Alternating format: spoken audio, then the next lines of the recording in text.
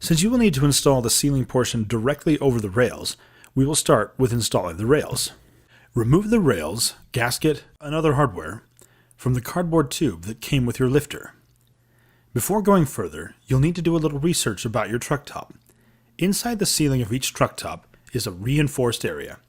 Depending on the brand, you may need to install your rails inside or outside this reinforced area. Ask your truck top dealer for information on where your rails should be installed. For the top seen here, we'll be installing inside the reinforced area. Identify the center of your truck top. If the top has a tail light, this can help you determine the center. Use your tape measure, the included string, and your masking tape to mark the center from the back to the front. Let's figure out the measurements for positioning your rails. Once you've marked the center and determined if you'll be mounting the rails inside or outside the reinforced area, measure the width of the reinforced area. Now, divide that number by 2.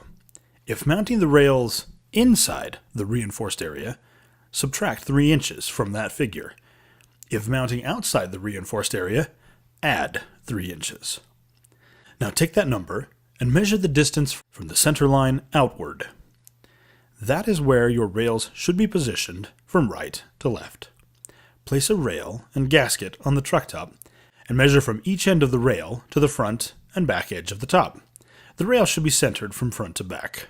Adjust accordingly. To position the rail correctly, we will mount one end of the rail and then the other.